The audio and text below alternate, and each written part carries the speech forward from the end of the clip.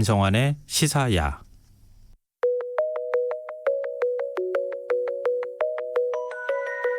문경수의 우주로 가는 밤.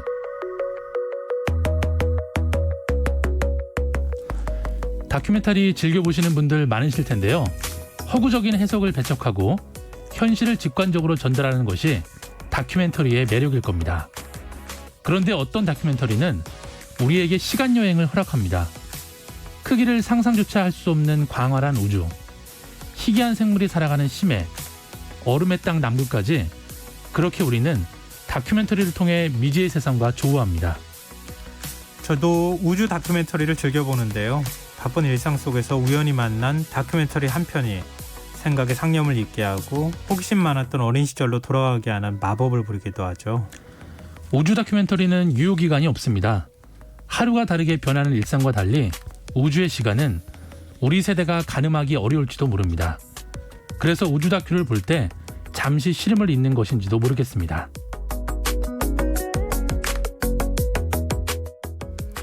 우주로 가는 밤, 오늘은 우주 다큐멘터리 세상으로 떠나보도록 하겠습니다. 오늘도 문경수 과학탐험가 나와 계십니다. 안녕하세요. 네, 안녕하세요. 우주 다큐멘터리 저도 진짜 즐겨 보거든요. 네, 근데 좀 어렵기도 하고요. 그렇죠. 열심히 또 봐야 되기도 하고 그렇습니다. 네. 또 혹시 KBS에서 만든 다큐멘터리도 있지 않나요? 제가 기억하기로. 네, 많이 있는데요. 네. 사실 뭐 KBS 하면 다큐멘터리죠. 네, 정말. 그렇죠. 네, 참하고도부터 제가 정말 좋아하는 다큐멘터리들이 많은데 굳이 하나 이제 제가 가장 최애하는 다큐멘터리를 꼽는다면 네. 그 올해 3월에 방영된 다큐멘터리인데요. 23.5도를 좀 꼽고 싶습니다. 네, 일단 그 스케일에서 되게 압도적인데 제작 기간이 3년 걸렸고요. 제작비가 16억이 들었습니다. 이건 웬만한 방송사에서는 시도 못하는 거예요. 제작 그렇죠. 기간이 3년씩 걸리는 다큐멘터리를 지원하기 하는 것은 굉장히 큰 부담이기도 하거든요. 그렇죠. 보면. 또 그리고 뭐 아프리카나 남극 대륙을 포함해서 15개의 나라를 이제 해외 로케이션을 했고요. 네. 이제 여기서 말하는 23.5도는 지구의 자전축의 기울기를 나타냅니다. 그래서 만약에 지구 자전축의 기울기가 23.5도가 아니라면 이라는 이 발칙한 상상에서 출발을 하게 되는데요. 네. 만약에 자전축이 10도면 적도는 더 더워지고 극지는 더 추워집니다. 네, 아무래도 이제 수평으로 기울어지니까. 네네. 네, 그래서 이제 자전축이 수직에 가까울수록 계절의 변화가 작아지고요. 예. 또 수평에 가까울수록 계절의 변화가 심해지는데 이 지구라는 행성은 23.5도라는 이 절묘한 기울기 덕분에 예. 어떤 우리가 밸런스를 이제 갖게 돼서 음. 정말 그 생명의 탄생과 문명의 변화를 이끌었다는 내용의 다큐멘터리인데 근데 많은 분들이 이게 지구에서 촬영을 했기 때문에 네. 이제 우주 다큐라고 이제 인식을 못하는 경우가 많은데요. 저는 이 지구를 단순히 그냥 우리가 사는 이 홈이 아니라 이 태양계에 있는 하나의 행성으로 보고 접근했다는 측면에서 저는 이 다큐멘터리가 진정한 의미의 우주 다큐라고 생각을 합니다. 근데 옛날에는 그 기울기가 또 달랐다고 하잖아요. 그렇죠. 조금씩 차이가 우리 있었죠. 팽이 돌듯이 네네. 약간씩 이렇게 축이 움직이면서 지구가 움직이니까 네. 거기에 따라서 막 빙하기가 오기도 그렇죠. 하고 막 완전히 황폐한 사막이 되기도 하고 그러는데 네. 지금은 딱 그 정도 네. 23.5도를 유지하면서 현재 이런 균형을 그렇죠. 맞춰가면서 지구가 존재할 수 있다. 이제 이런 말씀이시군요. 네, 우리가 정말 학교 다닐 때 23.5도를 정말 많이 들었는데 아무렇지도 않게 들었지만 정말 23.5도라는 기적의 기울기 때문에 지구가 이렇게 리듬을 찾고 있는 거죠. 근데 문탐험가도 우주 다큐멘터리에 출연한 적 있지 않나요? 네, 제가 처음으로 출연했던 다큐멘터리가 또 KBS 다큐멘터리에 출연했었는데요. 그 2012년도에 자꾸 청취자분들께서 KBS 자랑한다고 얘기하시는 것 아닙니다. 같은데. 어쨌든 네, KBS니까 2012년도에 가능한 겁니다. 2012년도에 스페이스 오디세이 외계 생명체를 찾아서라는 다큐멘터리에 제가 이제 출연했었는데 네. 저만 등장한 건 아니고요. 천문학자분들이랑 이제 뭐 다양한 분들이 출연하셨는데 저는 어쨌든 이게 그 생명체의 기원을 다루는 다큐멘터리다 보니까 네. 호주 파트에서 제가 출연해서 좀 같이 로케이션을 진행했던 적이 있습니다. 그래서 호주를 그렇게 잘하시는구나. 근데 다큐멘터리는 네. 진짜 고생 많이 하잖아요. 찍을 때. 네, 맞습니다. 우리 그냥 흔히들 네. 야생에 있는 동물을 찍을 때도 네. 가가지고 막 한 달씩 씻지도 그렇죠. 못하고 막 이러면서 텐트 같은데 조그만한데 거기서 네, 그냥 맞습니다. 지켜봐야 되고 그러잖아요. 네. 근데 우주 다큐멘터리도 좀 그래요. 일단 우주 다큐멘터리는 그 해와 별을 쫓는 그 여정이라고 보시면 될 것 같습니다. 아무리 이제 그 계획대로 스팟을 설정해놔도 네. 그 아침에 그 동이 틀 무렵이랑 해가 질 무렵이 빛이 가장 아름답거든요. 네네. 네, 그거를 골든타임이라고 부르는데 그거를 따라서 계속 이동을 하다 보니까 막상 이동해서 도착을 했는데 뭐 구름이 껴서 해가 안 보인다거나 예. 또 그렇죠. 은하수를 찍어야 되는데 날이 흐리다거나 이래버리면 또 기다려야 되니까 정말 해와 별을 따라가는 여정이 이 다큐멘터리의 정말 그 고생과 노력을 대변해주는 단어인 것 아니 같습니다. 근데 해도 따라가고 별도 따라가면 잠을 언제 자요? 그러니까 힘들죠. 그게 참 고되겠네요. 네. 그걸 따라간다는 것도 그렇게 쉬운 일은 아닐 그렇죠. 거고. 네. 근데 우리 우주 다큐 중에서 가장 명작이라고 하면 역시 칼 세이건의 코스모스. 그렇죠. 예. 그거를 가지고 바탕으로 해서 촬영한 게 있는 것으로 제가 본 적도 있고 네. 하거든요. 네. 근데 지금 전 세계적으로 가장 사랑받는 작품이라고 볼 수 있겠죠. 네. 사실 이 칼 세이건의 코스모스가 1980년도 9월에 방영이 됐습니다. 그 얼마나 오래됐어요. 네, 엄청나게 오래됐죠. 네. 40년 가까이 됐는데 그 해 9월에 방영이 되고 바로 한 달 뒤에 이 코스모스라는 책이 발간이 돼서 예. 아주 뭐 전 세계적인 인기를 얻은 작품 중에 하나인데요. 근데 이 작품이 지금까지 사랑을 받는 이유가 뭔가 좀 생각을 해보면 단순히 우주만 다룬 게 아니고요. 우주의 탄생부터 생명의 진화까지를 거대한 서사식으로 이렇게 다뤘기 때문에 네. 많은 분들이 좀 사랑을 해주시는 것 같고 그리고 이제 이때 그 코스모스에서 던졌던 강한 메시지가 뭐였냐면 아직 불확실한 현상에 대해서 그것을 알고자 하는 이 인류의 노력이 계속 더해진다면 언제든지 우리가 그 불확실성을 알아낼 수 있다. 네, 이런 것들을 강조했기 때문에 사람들한테 많이 좀 각인이 됐던 것 같습니다. 그 코스모스는 네. 그냥 한 편의 문학 작품 같은 정말 그렇죠. 아름다운 글로 꽉꽉 네. 채워져 있는 책이 아닐까 싶습니다. 맞습니다. 근데 코스모스는 계속 업데이트가 되는 거죠? 네, 근데 업데이트 기간이 좀 오래 걸렸는데요. 네. 그 처음에 워낙 대작을 만들어 놓다 보니까 후속작이 선뜻 나올 수가 없었습니다. 네, 그런데 2014년도에 칼 세이건의 미망인이었던 앤드류 얀이 직접 제작사를 차렸습니다. 네, 코스모스 스튜디오라는 제작사를 차려서 최근에 이제 칼 세이건의 후계자로 불리는 닐 디그리스 타이슨을 네, 프레젠터로 내세워서 네. 내셔널 지오그래픽 채널에서 이제 후속작이 나왔고요. 그리고 이제 올해 초 같은 경우에는 그 앤드류 얀이 또 코스모스 책을 또 냈습니다. 코스모스 그리고 이제 가능한 세계들이라는 책을 내면서 다시금 조금 업데이트된 작품이 방영이 되게 됐습니다. 전 BBC에서 한 경이로운 우주라고. 그것도 정말 대단하죠. 그것도 책으로 발간했잖아요. 네, 그렇죠. 한국에도 번역이 돼 있습니다. 끙끙대면서 읽었던 기억이 납니다. 이 KBS에서 자체 제작도 하지만 엄선된 해외 작품을 방영하기도 하잖아요. 네. 기억에 남는 우주 다큐 있다면요. 네, 일단 말씀을 먼저 하셨는데 진짜요? 일단 BBC의 경이로운 우주를 정말 좋아하고요.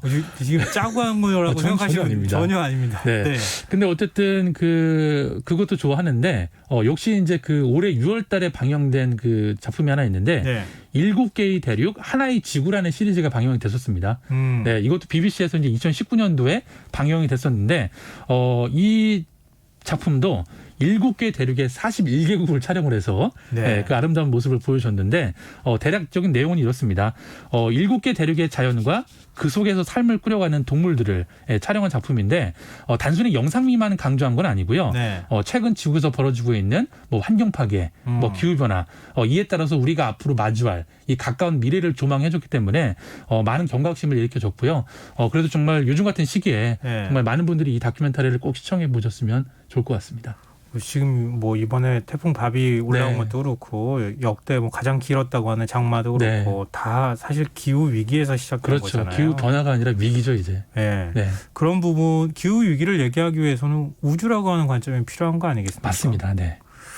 그리고 요즘은 국내를 배경으로 하는 과학 다큐멘터리도 많이 뭐 제작하는 것으로 알고 있는데요. 네. 혹시 소개해 주시고 싶은 작품이 있다면요. 네, 공교롭게도 또 KBS에서 만든 작품인데요. 네, 잘못 들었기 때문에 제가 말씀을 드리는 건데, 예. 2014년도에 KBS에서 코리안 지오그래픽이라는 그 다큐멘터리가 제작이 됐었습니다. 네네. 그간 우리가 이제 자연 다큐멘터리는 거의 뭐 외국 것들을 많이 봤는데, 네. 특히 이제 이 다큐멘터리 같은 경우에는 단순히 이제 환경만 다룬 게 아니고 그 환경과 동물 그리고 인간이 서로 유기적인 관계를 맺고 있다. 네, 이런 측면을 많이 보여줬기 때문에 정말 인문과 자연이 결합된 수작이라는 평가를 많이 받았고요. 네. 그리고 1년 뒤에 또 후속작이 나왔습니다. 똑같은 타이틀로 나왔지만 관점이 좀 달랐습니다. 새의 시선으로 한반도를 바라보는 그런 연출을 좀 가미를 해서 정말 많은 또 좋은 평가를 받았고 특히 요즘처럼 해외를 못 나갈 때 우리나라도 이렇게 아름다운 자연들이 있다라는 걸 좀 보신 관점에서 이것도 또 많은 분들이 보셨으면 좋겠습니다. 요즘 그 코로나19로 많이 네. 우울하다고 하시는 분들도 있고 집에 있으면서 뭘 봐야 되나 고민하시는 분들이 그렇죠. 새에 대한 다큐멘터리 찍어놓은 걸 그렇게 또 열심히 많이 보신다고. 맞습니다. 자유롭게 날아다니니까. 예. 네. 그거가 막 그 조회수가 굉장히 많이 늘어난다. 막 이런 얘기를 누가 저한테 또 해주시더라고요. 네, 충분히 공감이 가네요. 우리 사회의 한 뭐 외로움을 느끼는 네, 사람들의 그렇죠. 한 단면이기도 한 것 같습니다. 근데 저도 다큐멘터리 볼 때마다 느끼는 점인데요. 네. 세상을 보는 관점을 변화시켜주는 게 다큐멘터리가 아닌가. 네. 그런 생각이 또 들어요. 네. 다큐멘터리 마니아로서 네. 어떠세요? 일단 저는 개인적인 생각이 이 다큐멘터리는 정말 잘 만들어지는 1시간짜리 좋은 교과서 같습니다. 이 다큐멘터리 한 편에는 정말 그 주제에 관련된 정말 최고의 전문가들 네. 그리고 최신의 현장들의 모습을 보여주기 때문에 우리가 이제 보통 이제 과학책을 보거나 이런 분야를 떠나서 그쪽을 접근을 할 때 네. 처음에 사실 책만 보면 되게 어렵거든요. 근데 다큐멘터리를 같이 보시게 되면은 지금 현재 일어나고 있는 그런 아주 최신 정보들을 같이 습득하면서 볼 수 있기 때문에 분야를 막론하고서 새로운 분야에 내가 뭔가 공부를 해보고 싶다. 그러면 꼭 다큐멘터리를 같이 병행하시면서 공부를 하시면 저 개인적으로는 도움이 많이 됐거든요. 특히 우주에 대해서는요. 네. 우리 눈으로 볼 수 있는 게 한계가 있잖아요. 그렇죠. 근데 뭐 우주에 1000억 개의 은하가 있다 이렇게 얘기하는데 도대체 어떻게 그걸 다 알 수 있을 것이며 네. 그 안에 뭐 망원경으로 찍었다고는 얘기하는데 허블 망원경 안에 찍힌 거 보면은 다 별인 것 같지만 막 확대해서 보면 그렇죠. 우주라고 하는 걸 맞습니다. 은하라고 하는 걸 우리가 나중에 알고 그러잖아요. 네. 그런 것들 보면 볼수록 굉장히 신기하고 막 그래서 정말 그렇더라고요. 컴퓨터 그래픽이 중요하죠. 다큐멘터리에서. 네, 맞아요. 그걸 눈으로 보는 것 그렇지 않은 것은 굉장히 큰 차이가 또 있으니까요. 그렇죠. 네.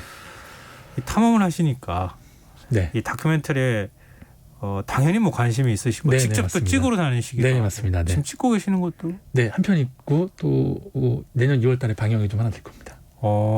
그거는 어떤 내용인지 네, 살짝 얘기해 줄 수 있어요? 네, 약간 그 물리학에 대한 그 내용인데요. 네. 우리가 이제 물리학을 되게 어렵게 느끼는데 사실 이 물리학이라는 개념이 뭐 생물학이든 지질학이든 뭐 우주 탐사든 간에 모든 분야에 관련이 돼 있잖아요. 예. 네, 그래서 조금 물리학을 대중들한테 좀 쉽게 알려줄 수 있는 네, 그런 다큐멘터리를 준비를 하고 있습니다. 안 하시는 게 없어요. 진짜 멋있어 보이세요. 아유, 근데 다큐멘터리 만들어 보면 좋겠다 그러면 물리학 지금 찍고 계신다고 하시는데 네. 그런 거 만들고 싶으세요? 아니면 뭐 전혀 다른 어떤 쪽을 해보고 싶으세요? 일단 아무래도 제가 이제 자연 탐사를 많이 하다 보니까 네. 그 뭐 기존의 수작들도 많이 있지만 자연을 보여주는데 그냥 그 자연의 현상만 보여줄 게 아니라 네. 이런 자연 현상이 우리 인간과 어떤 관계를 맺고 있고 또 우리 삶과 삶에 어떤 영향을 주고 있다. 좀 이런 주제들로 다큐멘터리를 좀 찍기 시리즈로 어려울 것 같은데요. 만들어 보는 게 제 개인적인 소망 중에 하나입니다.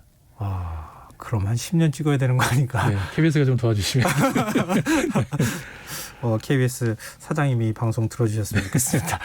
자, 오늘 이 우주 다큐멘터리 세상에 대해서 얘기를 좀 해봤는데요. 네. 오늘은 어떤 곡을 갖고 오셨을지 궁금하거든요. 네, 오늘은 저희가 다큐멘터리를 통해서 미지의 세상을 만났기 때문에 그 넥스트가 부른 불멸에 관하여라는 노래를 선곡을 했는데요. 가사를 보시면은 이 다소 철학적인 가사가 오늘 내용과 아주 잘 어울립니다. 넥스트 좋아하셨던 분들 굉장히 많은데 네. 우주 다큐멘터리하고 연결해서 한번 좀 네. 음악을 들으시면 좋겠습니다. 여러분의 인생을 다큐멘터리로 만든다면 어떤 제목이 어울릴까요? 굉장히 철학적인 질문을 좀 던져주셨어요. 네. 지금까지 우주로 가는 밤 문경수 과학탐험가와 함께했습니다. 오늘 모바일 상품권 당첨자는 홈페이지 공지사항에서 확인하실 수 있습니다. 끝곡으로 넥스트의 듀오션 불멸에 관하여 들으시고요. 전 내일 다시 찾아뵙겠습니다. 지금까지 시사평론가 김성환이었습니다. 고맙습니다.